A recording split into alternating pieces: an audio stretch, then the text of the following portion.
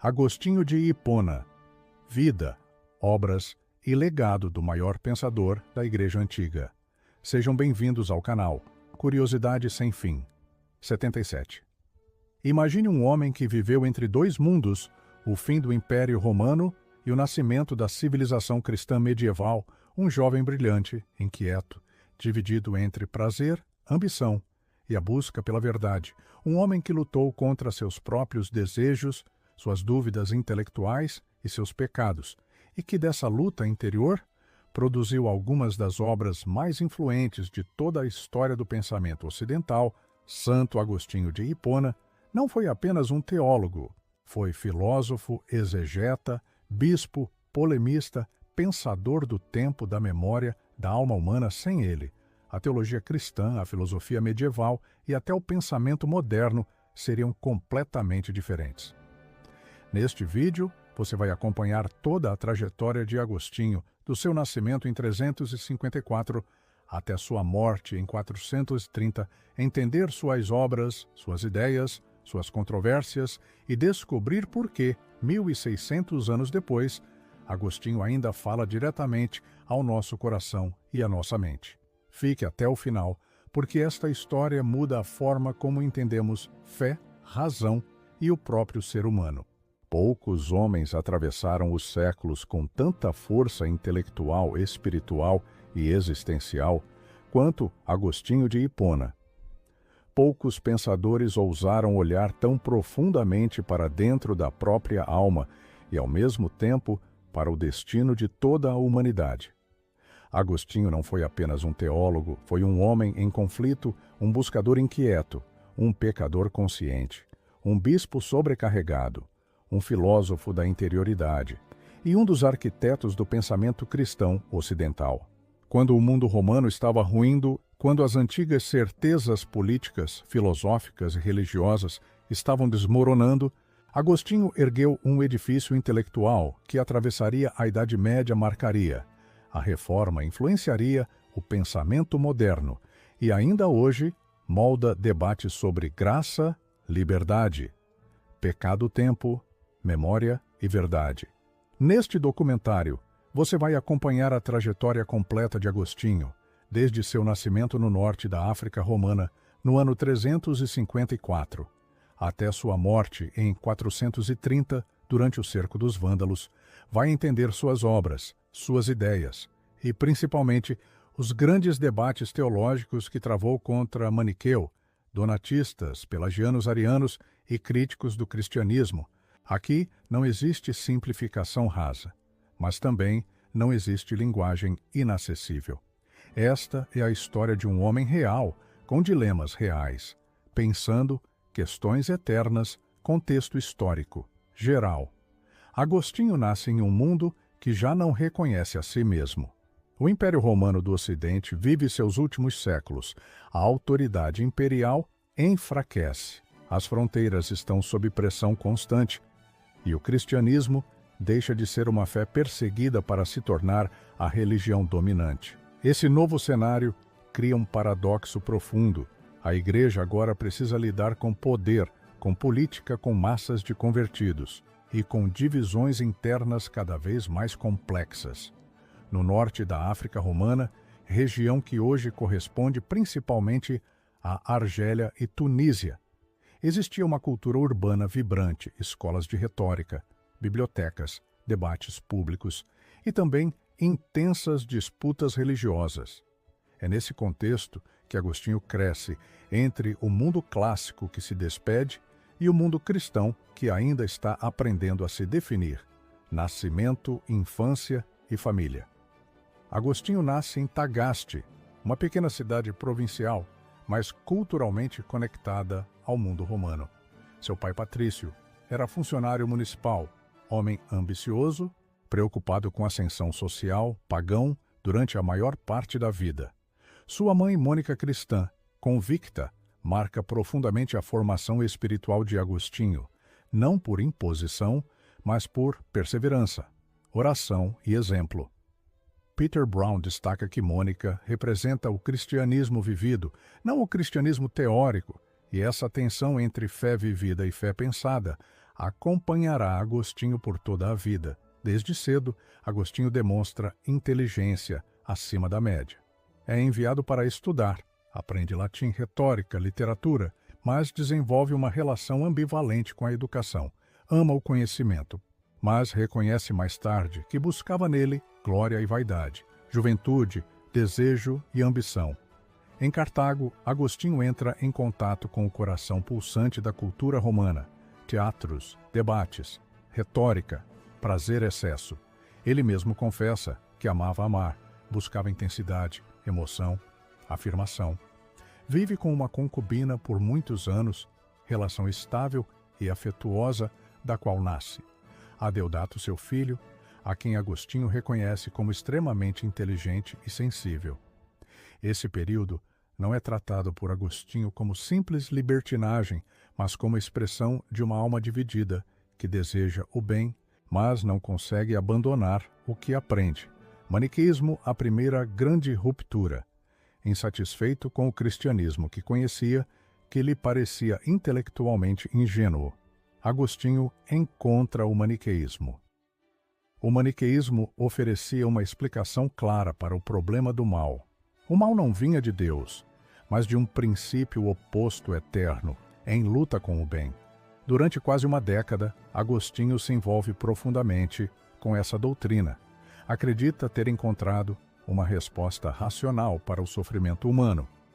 Porém, com o tempo, surgem fissuras, as promessas de explicação científica do universo não se sustentam. As respostas são repetitivas, os líderes não possuem a profundidade esperada. Quando Agostinho conhece Fausto, figura central do maniqueísmo, fica profundamente decepcionado.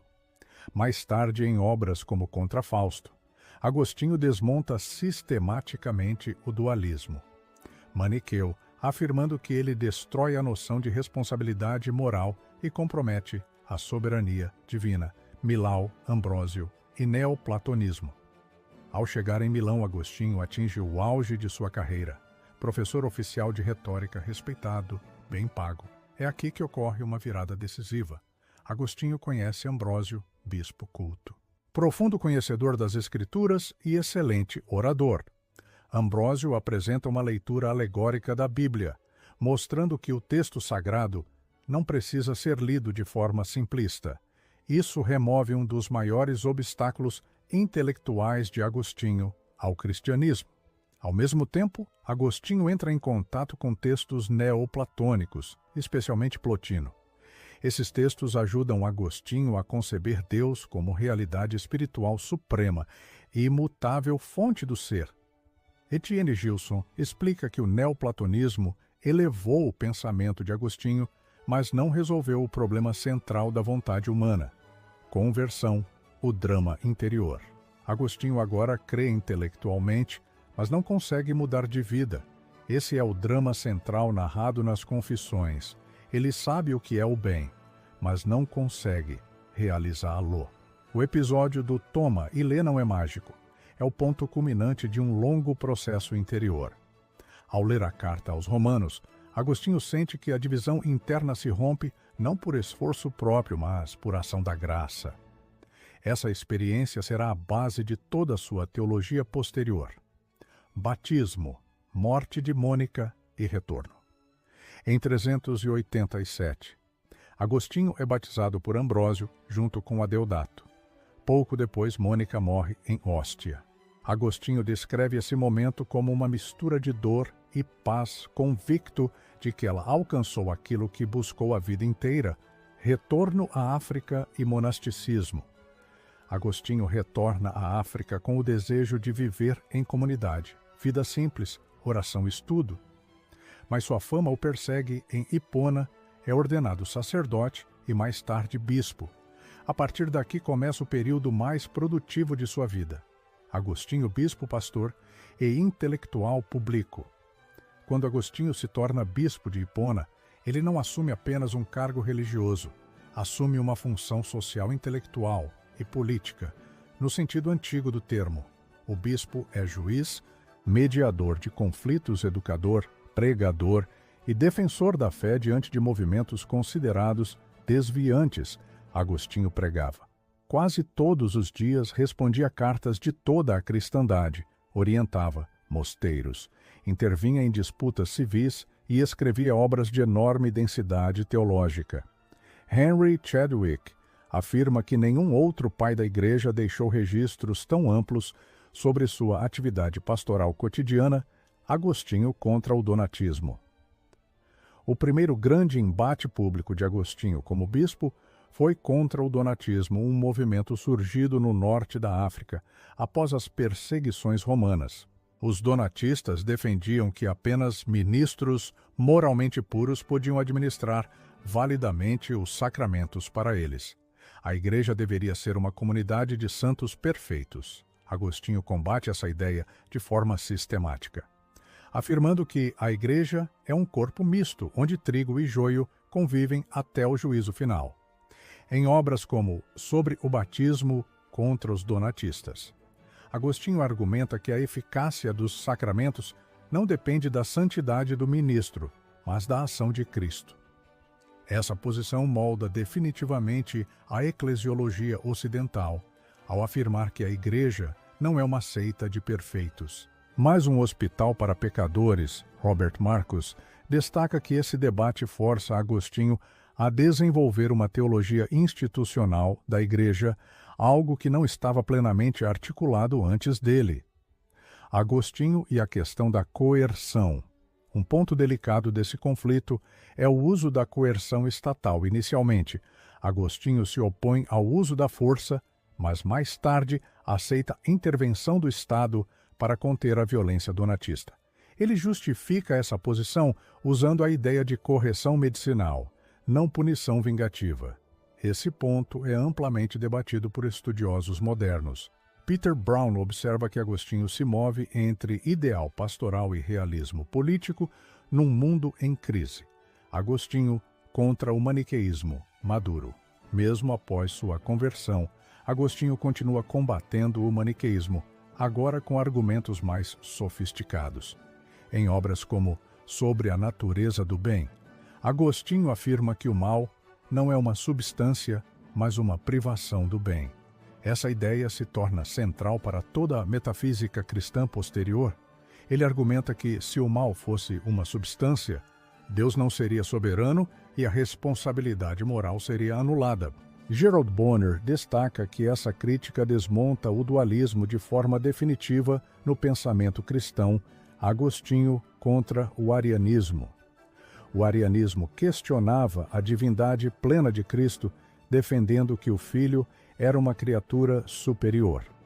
Agostinho responde a esse desafio principalmente por meio de sua obra Sobre a Trindade. Nessa obra monumental, escrita ao longo de mais de 15 anos, Agostinho desenvolve uma teologia trinitária profunda, utilizando analogias da mente humana, memória, intelecto, vontade. Ele deixa claro que toda analogia é limitada, mas útil pedagogicamente. Jaroslav Pelikan afirma que essa obra se torna o ponto de referência da teologia trinitária no Ocidente. Agostinho contra o pelagianismo, o debate mais profundo. O conflito mais intenso e duradouro da vida de Agostinho foi contra o pelagianismo. Pelágio defendia que o ser humano nasce moralmente neutro, capaz de obedecer a Deus, sem necessidade de uma graça interior transformadora. Agostinho reage com força, baseando-se em sua própria experiência de conversão.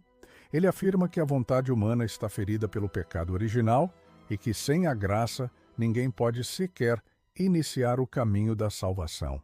Obras centrais desse debate incluem Sobre a Natureza e a Graça contra duas cartas dos pelagianos sobre a predestinação dos santos.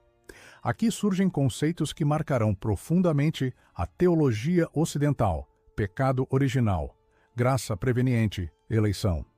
James J. O'Donnell observa que esse debate não é apenas teórico, é existencial. Agostinho defende aquilo que viveu Agostinho e a questão do livre-arbítrio. Agostinho nunca nega o livre-arbítrio, mas redefine seu alcance. Antes da queda, o ser humano podia não pecar. Após a queda, pode pecar, mas não pode não pecar sem a graça. Essa formulação gera debates até hoje.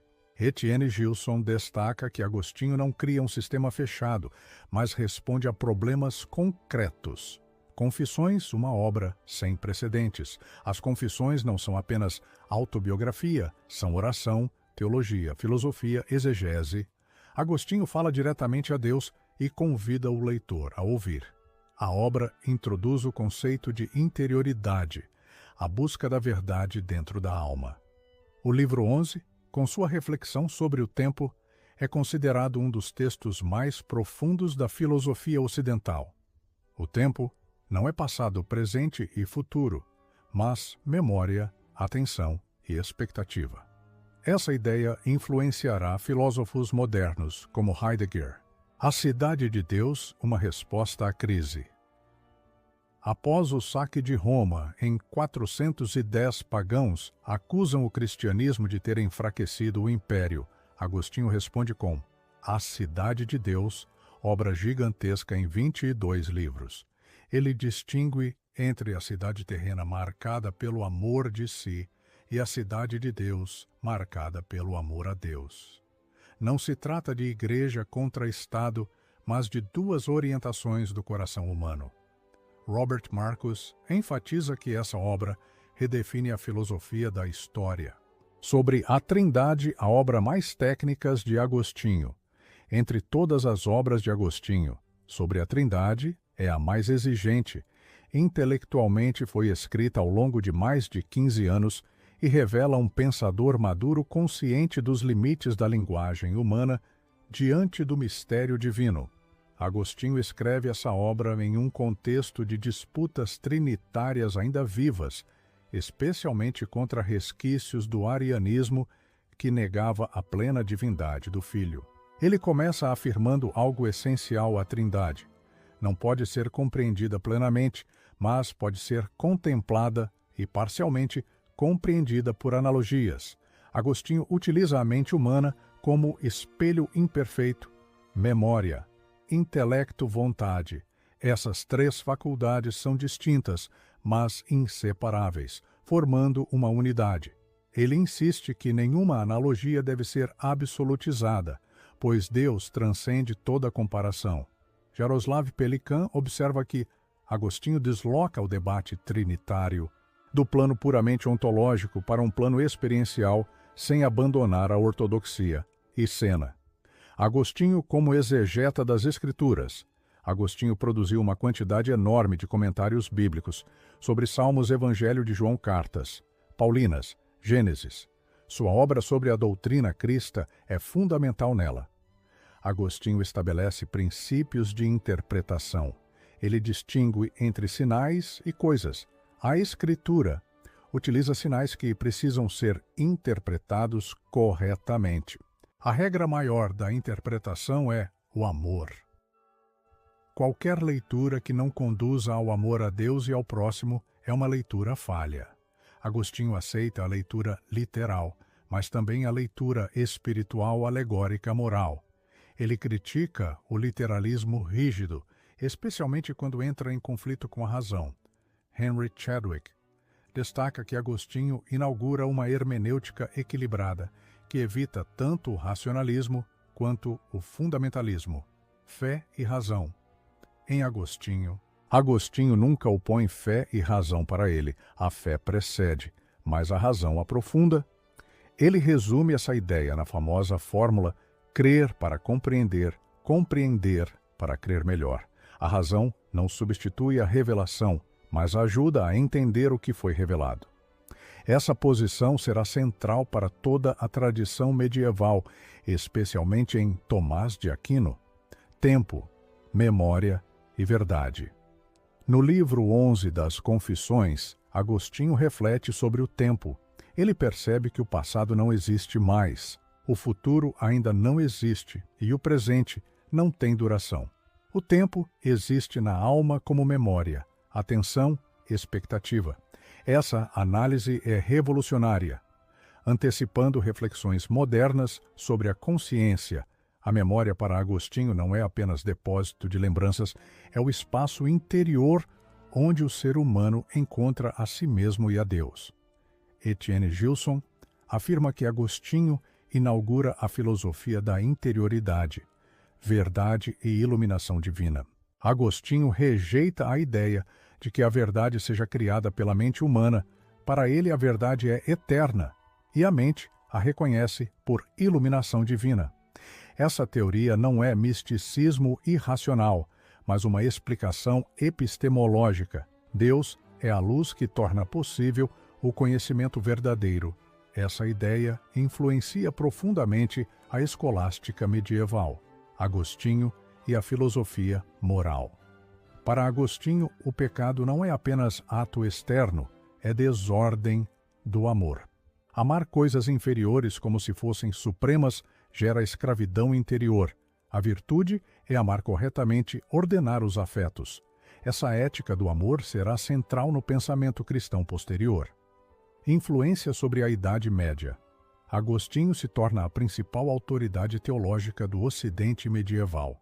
Tomás de Aquino dialoga constantemente com ele mesmo quando desenvolve caminhos próprios.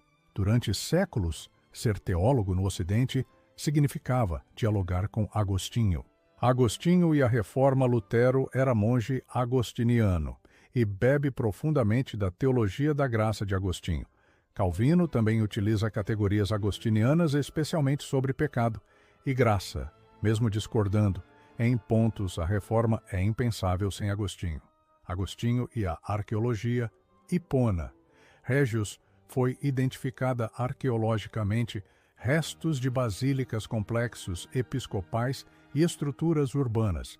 Confirmam os relatos históricos, manuscritos antigos das obras de Agostinho, especialmente do norte da África e Itália, garantem uma transmissão textual sólida. James J. O'Donnell destaca que poucas figuras antigas possuem tradição textual tão bem preservada. Os últimos dias de Agostinho. Em 429, os vândalos cercam. Hipona. Agostinho, já idoso, retira-se para a oração, pede que os salmos penitenciais sejam colocados nas paredes de seu quarto. Morre em 430, enquanto a cidade ainda está sitiada. Peter Brown descreve sua morte como silenciosa, sem heroísmo externo, mas profundamente coerente com sua vida interior. Legado imediato. Logo após sua morte, Agostinho é reconhecido como autoridade. Suas obras circulam rapidamente, são copiadas, comentadas, ensinadas. Nenhum outro pai da Igreja Latina exerceu influência semelhante. Agostinho e a atualidade do seu pensamento.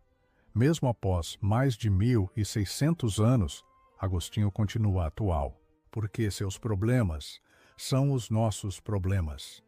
Ele pergunta: quem sou eu, por que desejo, o que me destrói, onde está a verdade, como conciliar liberdade e responsabilidade, qual o sentido do sofrimento, como viver em um mundo em crise. Agostinho não oferece respostas fáceis, mas oferece um caminho honesto. Olhar para dentro, reconhecer a própria fragilidade e buscar a verdade com humildade. Em um mundo marcado por excesso de informação, Agostinho lembra que conhecimento não é sabedoria. Em uma cultura de autoafirmação, ele lembra que o ego desordenado escraviza. Em tempos de polarização, ele lembra que a verdadeira cidade não é construída apenas por ideologias, mas por amores. Agostinho entre a fé e o mundo moderno. Filósofos modernos continuam dialogando com Agostinho, especialmente em temas como consciência, tempo, identidade e memória. Sua análise do tempo é estudada na filosofia contemporânea. Sua noção de interioridade influencia a psicologia e fenomenologia. Sua ética do amor dialoga com debates morais atuais. Mesmo leitores não religiosos encontram em Agostinho um retrato profundo da condição humana. Agostinho e a unidade do saber para Agostinho. Fé, razão, filosofia e vida não são compartimentos separados. Pensar é um ato moral. Crer é um ato existencial. Viver é uma busca pela verdade. Essa visão integrada é uma de suas maiores contribuições. Conclusão final. Santo Agostinho não foi um santo perfeito, nenhum filósofo distante, foi um homem real, com conflitos reais, que ousou enfrentar suas perguntas mais profundas. Ele nos ensina que a verdade não é conquistada pela força, mas acolhida pela humildade, que a liberdade não é fazer tudo o que se deseja, mas desejar corretamente, que a fé não anula a razão, mas a eleva, e que a busca por Deus começa no silêncio do coração. Encerramento e chamada ao público. Se essa jornada pela vida e pelas ideias de Santo Agostinho tocou, você deixe seu comentário. Diga qual pensamento de Agostinho mais chamou sua atenção. Inscreva-se no canal Curiosidade Sem Fim 77. Ative o sininho para continuar explorando as grandes ideias, os grandes pensadores e os grandes momentos da história, porque aqui a curiosidade realmente não tem fim.